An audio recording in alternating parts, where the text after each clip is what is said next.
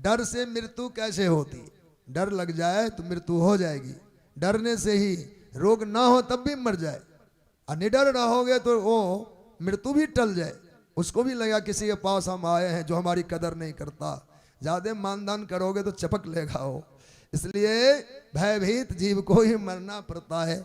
गांव घर की कथा है, काले घास फूस का घर गांव में ज्यादा हुआ करता देहातों में। तो एक बार किसी घर छाने वाले मजदूर को बुलाया, जो हमारा घर छा दो। घास फूस से उसने बांस के सहारे बांधते पत्तियों से बांधा, घर छाया।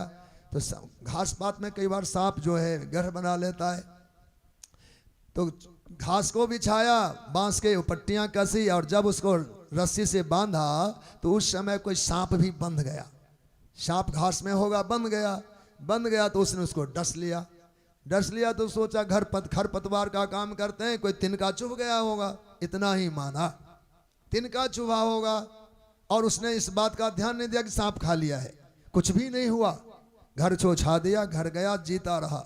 साल 2 साल बाद उसी किसान या मालिक के घर को दोबारा छाना होता है। खर पतवार 2 साल में गल जाते हैं बरसात से। दोबारा छाने का अवसर आया तो वही मजदूर आया घर छाने के लिए। ऊपर से घर के जो पुराने खड़ हैं वो उतार रहा था, फिर नया चढ़ाएगा।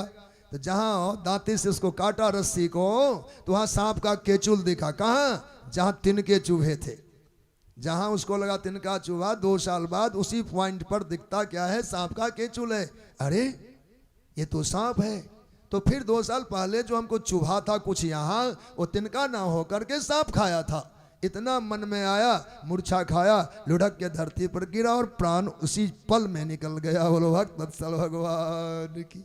इसलिए ये उदाहरण देते हैं कि भय के बाद मृत्यु आसन्न अर्थात तत्काल हो जाती है।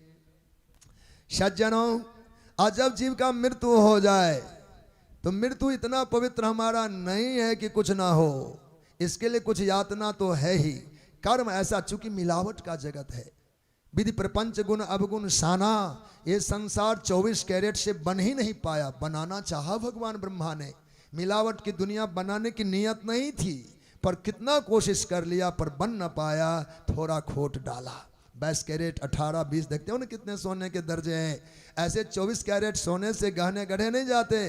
कान में पान भी लो तो कब गिर जाए, कहाँ गिर जाए, रोते रहो, खो गया। इसलिए थोड़ी मिलावट की जरूरत है उसको वो करारे बनाने के लिए। इस जगत को करारे बनाने के लिए थोड़ा मिलावट करना पड़ा, रजोगुण तमोगुण का।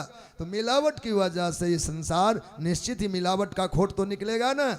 जो मिलावट किया है, जब गलाए जाते सोने तो खोट निकल जाता है, और एक और जो सोना में बचता है। तो हम संसार से जब जाएंगे, खोट वाला जो हिस्सा, कुछ न कुछ बुराई तो होगी ही, वो वहाँ यातना के रूप में निकल जाएगा। शुद्ध सोना भगवान के धाम जाएगा। बोलो भक्त वत्सल भगवान की। इसलिए तो यातना तो तय है, पश्चात यातना भोगने की भूमि नरक है।